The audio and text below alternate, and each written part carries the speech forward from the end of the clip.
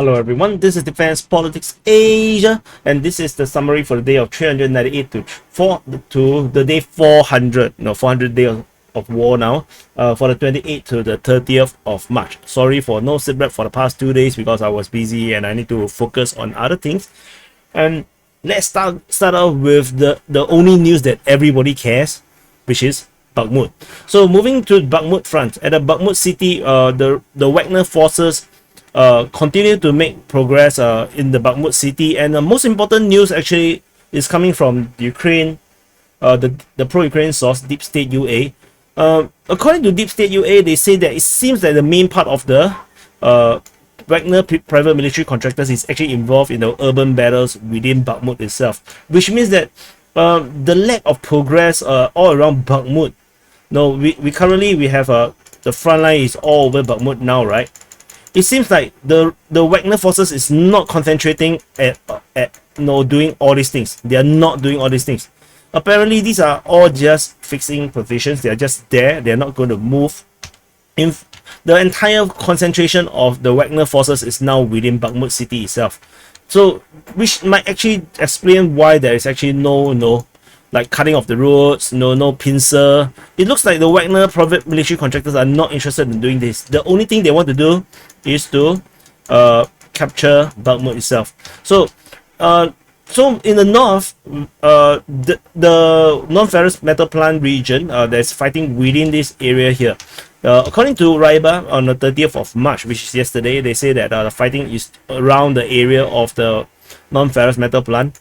Is the way how they wrote it is that it is on the industrial zone of the what is it called? Azom plant. So it's not within the Azom plant, because when the first time I read this, it's kind of confusing. And then so there's not much detail talking about this area. However, there's more information about this part. So according to information from Surya Maps, on the 29th, the fighting is within this Zelishensky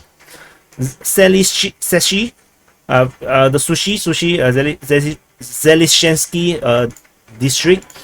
Fighting this fighting here is also reported by Deep State UA. They mentioned Rose Alley. Rose Alley is actually this area here. They are fighting around this area here, and then according to Raiba, they say that the fighting also near the soccer field. So there is actually a soccer field here. This is a soccer field here. So which is why we have the front line more or less in around like this. This is where the front line is, with the Russian forces pushing in the northwest of Bakhmut city. And so moving out from the north of Bakhmut, so we can see that this is the situation here in the north of Bakhmut, where the Russian forces is pushing like this. And in the south, there's a lot more progress. According to on the 30th of March, the Raiba reported that let me see, not which one, 30th, 29th, let me see, where's the report that I was looking for. Okay, on 30th of March, Raiba reported that the entire district of Sobashivka and Bodenovka has been completely cleared. So these two areas is actually this. Sobashivka district is this area here. This is Sobashivka district, and then Bodenovka district is actually here. So these two regions, according to Raiba, has been fully cleared of Ukrainian forces. The WAGNER forces have completely cleared and controlled and conquered this area in the south of Bakhmut. In essence, with this report means that the entire south of Bakhmut has been captured by the WAGNER private military contractors. Fighting is currently going on along the Mariupolska street. We have information by Deep State UA on the 28th that the fighting is along the Mariupol street, and the same report was reported on the 30th by Raiba. On this area in South Bakhmut area, Surya Maps talk about fighting along the Shiroka and the Mariupolska, and Shiroka is actually this street. You can see the name here. So this street here is where the fighting is currently still ongoing, and we also have fighting reported along the street of Bakhmutskaya. Over here, as mentioned, Bakhmutskaya is actually this street. Vuhledar, Bakhmutska. So if I'm not wrong, Vuhledar actually means street. So the fighting is now ongoing along the street as well. And if there's another information coming from Riba also, or Riba, is that there is fighting along the Shiroka Street. They say that north of Shirokaya Street is currently being assaulted by the Wagner forces on Ukrainian positions, which means that there's another push in this direction in the north. So, and then that's this area. We also have fighting reported by Surya Maps on the 28th, where they say that there is fighting along the Mariupolska Street, and then they have reached the Velisia Peshina Street, which is actually here. And then there's this information from Riba. We already mentioned this. So there's fighting reported at the junction between Peshena Street and this Independence Street, which I think I spelled wrongly here. So it's actually this street here. This street here, this is the junction that is currently being fought over. And there is also fighting reported by Deep State UA along the Peshena Street. So on the 29th, there's fighting along Bazana Street on the 28th. Bazana is actually here. This is the Felicia Bazana. So, and then there is another information is that the fighting along the Nazinia Street or the Nazinaya Street on the 30th. So, as you can see then, which means that on the south, it seems like where the most of the pressure is currently ongoing, with the Wagner forces pushing in this direction, in this way. Along the road, they're pushing northward, pushing here along the entire of the Mariupolska Street. So the Wagner forces is definitely doing a huge push in the south, and the main reason is because the administration building of Bakhmut is actually nearby here. So they are currently where they currently making a lot of the push because they want that PR victory, I guess. And there is also on the southwestern part, there is still fighting along the Kostunskogo Street. Kostunskogo Street is actually this street here. This is Kostunskogo Street. So the fighting is still ongoing, but it seems like the focus is actually not here. The focus seems to be, as you can see, is mainly here. These two areas is the main focus. So similarly, the thing goes for Kromove. So Miroshnikov continued to mention Kromove is under pressure. However, we don't see this attack that much. It's not really that mentioned. So so moving beyond. There's still one more information. There is a Russian Sukhoi 24M shot down over Ukraine. I first saw this information on their morning report, and then after that there was some information coming from the Ukrainian Air Force in details that they say that this Sukhoi 24M bomber is actually shot down over Bakhmut around 1:30 p.m. On the 29th of March. And in the Ivanytsky region, similarly, the focus is actually not here anymore. On the 28th, there was fighting reported by the Ukrainian Defense Ministry, and that's it. They didn't mention about Ivanytsky since. And then Ryba also reported there is still some battle for key enemy positions for the route to Konstantinivka, which is actually this road here. But the sense of it is that it doesn't seem like the focus at all. The Ukrainian Defense Ministry also mentioned fighting towards Peteshne on the 28th, then also fighting reported at Ozelenivka, also on the 28th of March. And it seems like, after that, 29th, 30th, there's no mention of this fighting. So, which means that this is totally not the key point of a push by the Wagner forces. So we're moving northwest of Bakhmut. We have fighting reported at Bodanivka on the 28th. So according to Ryba, they say that it's counter battles, which means that the Ukrainians are the one actually doing the attack. However, this information is not really is kind of contradicted by the Ukrainian Defense Ministry mentioning that the Russians are the one that are doing the attacking.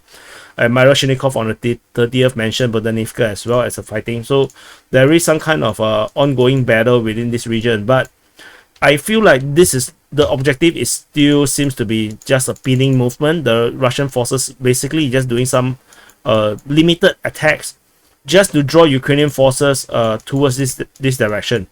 I don't like the arrow thickness. Let's make it thicker. So yeah, they're just simply drawing the Ukrainian forces towards the front line around here. so that the Ukrainian forces cannot go on to reinforce Bakhmut. It seems like the kind of warfare that is currently being done. And further up north, we have fighting reported all 3 days on Orekhovo-Vasilivka on 28th, 29th, and 30th. The Ukrainian Defense Ministry consistently reported fighting at Orekhovo-Vasilivka. Ryba on the 28th mentioned the counter battles, along with the one that is at Bodanivka. So there is some Ukrainians push to kind of recapture or try to change the initiative. However, it seems like the Russian forces is still having the initiative in this region, according to the Ukrainian Defense Ministry's reports. And there is also fighting reported towards Minkivka, according to Maria Shinnikov on the 30th of March, which is yesterday. And on the 28th of March, probably not on 28th, but probably earlier, there seems like a major Ukrainian offensive along this road. So they were pushing down along the road. But the thing is, this was captured by drone footage. The Russian forces spotted this massive force of Ukrainian forces, and they bombarded it before the Ukrainian forces managed to reach the Russian lines. And after taking out the first IFV, the entire Ukrainian force started to retreat. And then as they retreat, the Russian forces peppered them with artillery shelling. And probably, if for those that are following the war closely, might probably saw the video where the Ukrainian forces in one straight line, getting bombarded as they try to retreat. And this is geolocated by Deep State UA to be actually here along this highway towards Sloviansk and Kramatorsk. And so the Deep State UA, the pro-Ukrainian source, is actually very disappointed. They say that it's a strange and unpleasant shot appear, and then they are not sure what happens before that. They say that the Ukrainian forces has been attacked in front of the forest belt, and then they will actually simply walk in a large group, and then the evacuation is under the hands of the Russian artillery. And so they are very curious what happened there. So it seems like a abundant offensive as they try to push this direction. Sorry, wrong color.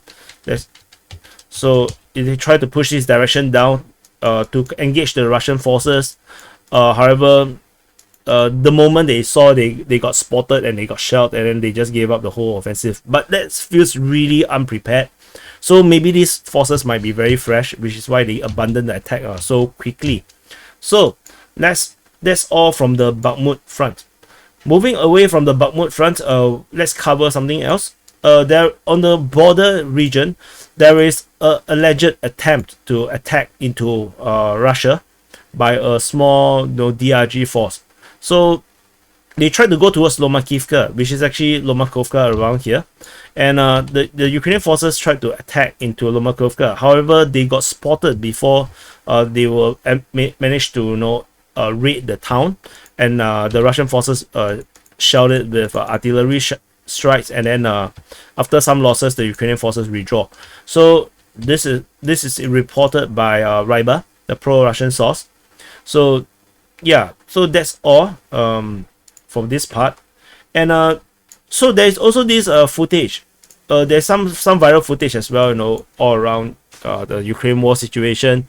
And one of the footages shows that a lot of the infantry fighting vehicles, like the Models, Bradleys, and Challenger tanks, and this is geolocated actually by Ryba. Their team determined that the exact location is actually in this military training center here, in this area here, just off Perlyevka's town in the Zhytomyr city, just near Zhytomyr city. And they say that based on their understanding, they can recognize that this is actually the 37 Combined Arms Training Ground. And then they also added some additional very interesting notes. They say that the 37 Air Mobile and the 77 Airborne has been trained there.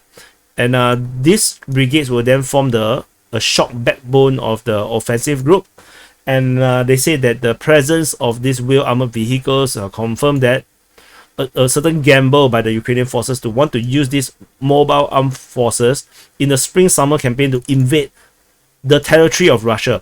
I have no idea what's the meaning of the territory of Russia. Is it the land conquered by Russia within Ukraine, or actually are they talking about invasion into Russia itself? To really draw out this is something that I have been talking about, because I feel that into Russia seems to be the only way they can actually break the planning of the Russian forces, because most of this front line is very very very fixed, and the Russians are very entrenched. So it's going to be really difficult to attack any place within the front line.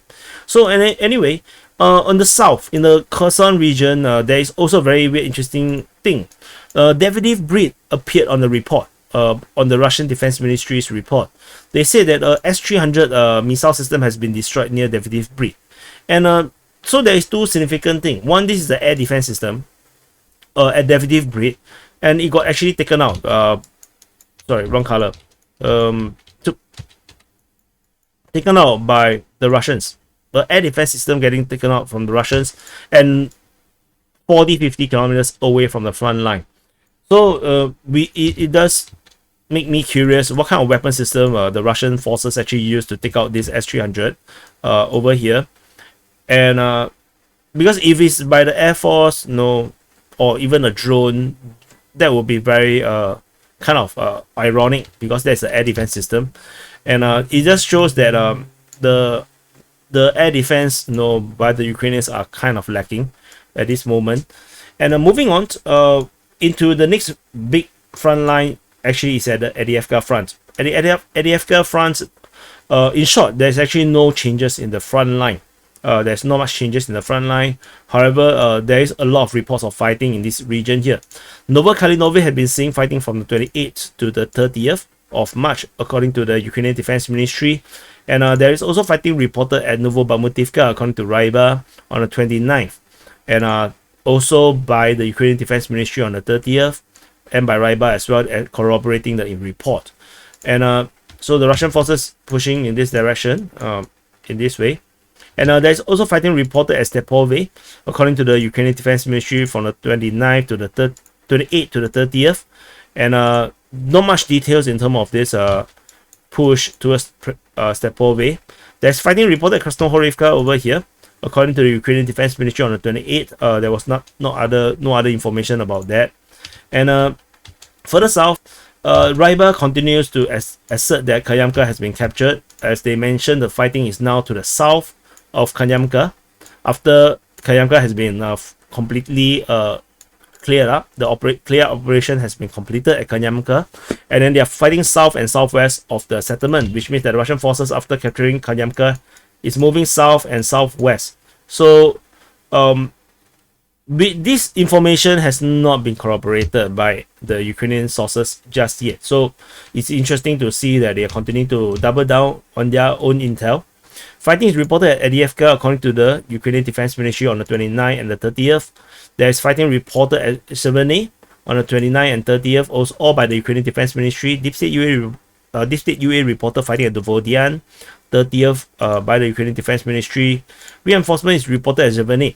They say that additional units is being sent here to prepare for the expected offensive by the Russian forces.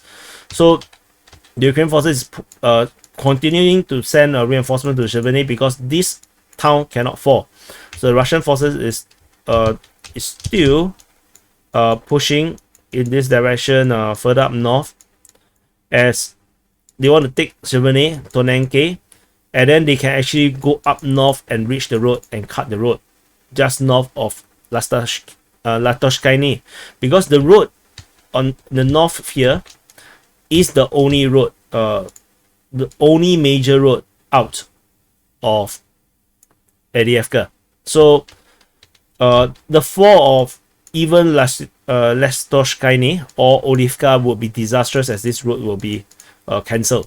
So then retreat or resupply will be a big headache for the Ukrainian forces in Avdiivka region. So further south, we have fighting reported at Povomainske. According to Surya maps on the 28th, 29th, the information is corroborated by Ryba. And of significance is that they finished clearing operation in the area adjacent to the Ismailovsky pond, which is actually this pond. So which means that the Russian forces now confidently hold the positions, this entire settlement around here. They are now confident of this area because they cleared this area, and they will continue to push north. It's not that they did not fight over this area, I believe. It's just that they do not really hold a position, so they attack and then they just retreat, hit and run with the armored vehicles. So that's what's happening at Performance-Gate. And moving southwest of the Avdiivka Front, we are now in the Marinka region. There's fighting reported at Krasnohorivka on the 30th. And the Marinka region is very complicated. The Russian Defense Ministry mentioned that the Ukrainians were attacking, because there is sabotage and reconnaissance group. Up to 20 troops has been destroyed, and then there is also fighting reported on the 30th, according to the Russian Defense Ministry as well. So there is some Ukrainian counter offensive. Sorry, wrong color again. Pushing towards Avdiivka. However, the Ukrainian Defense Ministry continued to mention reports. In their reports that the Russians are attacking. On the 28th, 29th, it was reported by Surya Map. Surya Map says that the central area here has been captured by the Russian forces. So this road here, this area here has been captured by the Russian forces. And then the Ukrainian Defense Ministry on the 30th mentioned there's still fighting there. And then Ryaba also reported that the Russian forces is still pushing in the center area. So yeah, it's kind of unclear what's the situation, but usually Marinkas from our experience is that a lot of talk, no results. The front line don't change. And there's shelling being reported at Mikhailivka, according to the Russian Defense Ministry. And moving into the Vuhledar region, we have shelling reported at Volodymyrivka. In the update by Surya Map, they say that the Mikhailivsky dacha has all been captured by the Russian forces. So previously, the front line was like this Mikhailivsky, and the Russian forces have apparently pushed and captured this entire area. So the entire area here has been re-secured by the Russian forces.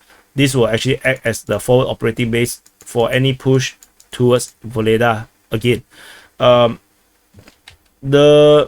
This information seems to be belated. They say that this happened 8 days ago. I checked Deep State UA's mapping. They also reflected that they have lost this dacha region here as well.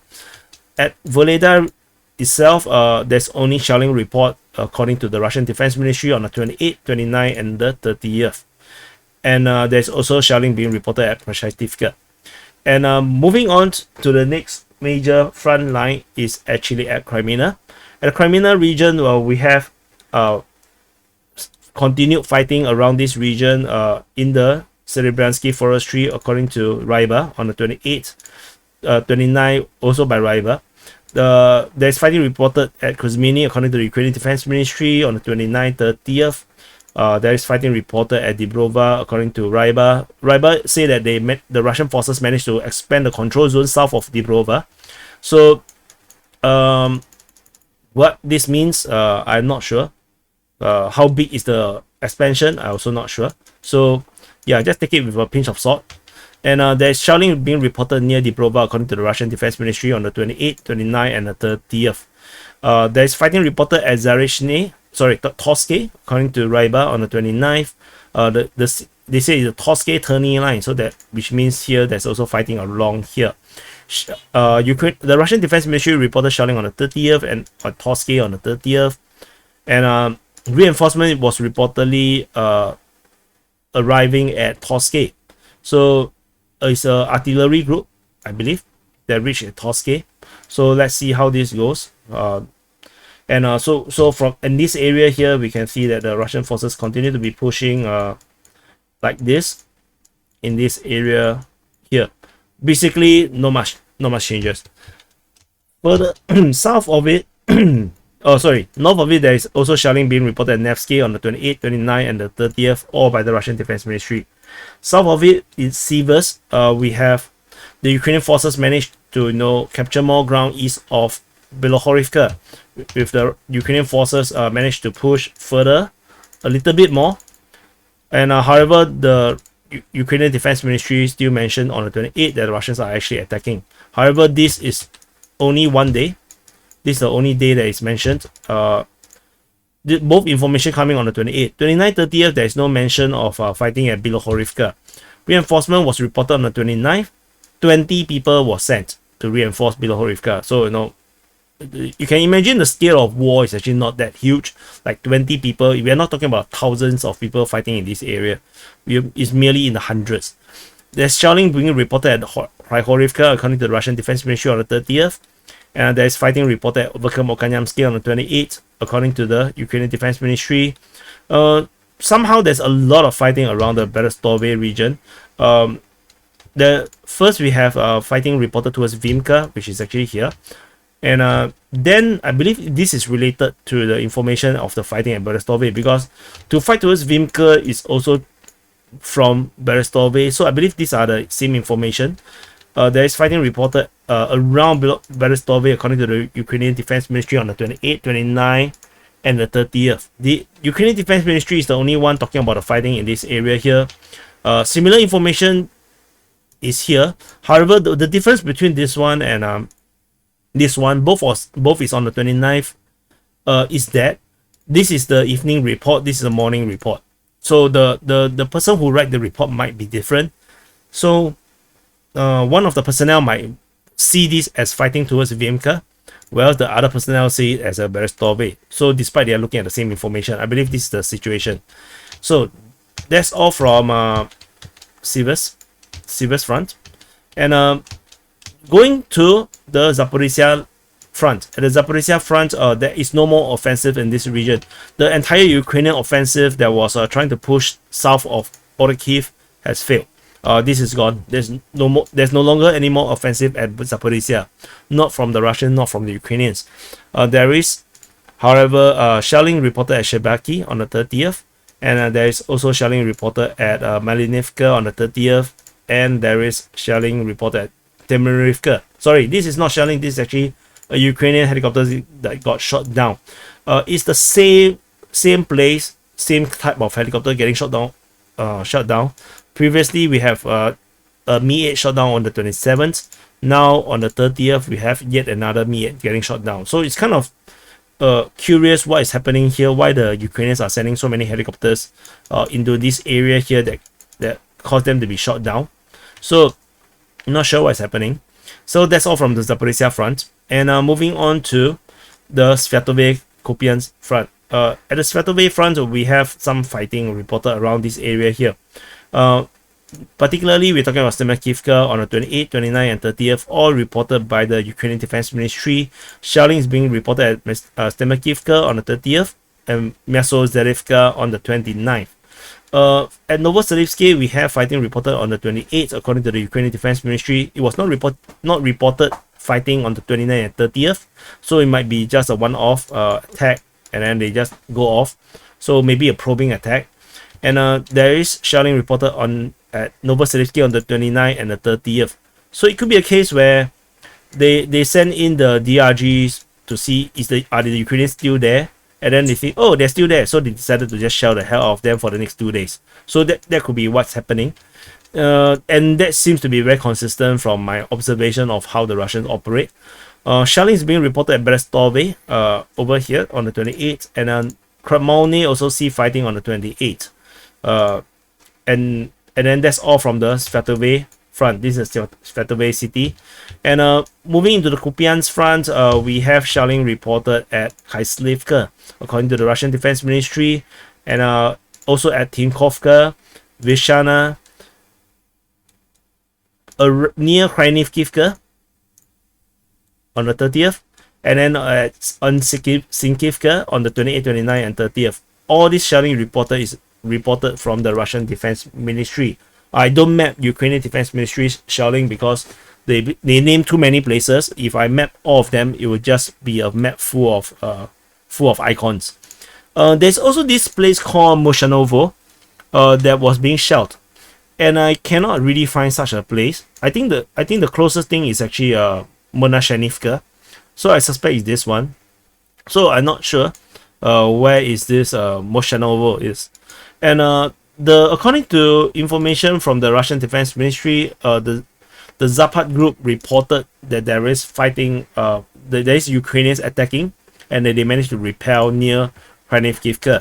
So the Ukrainian forces did try to do some counteroffensive, did not work out. This information is coming on the 28th, and there's also another one on the 28th, reported at Sinkivka. So also attacked in this way.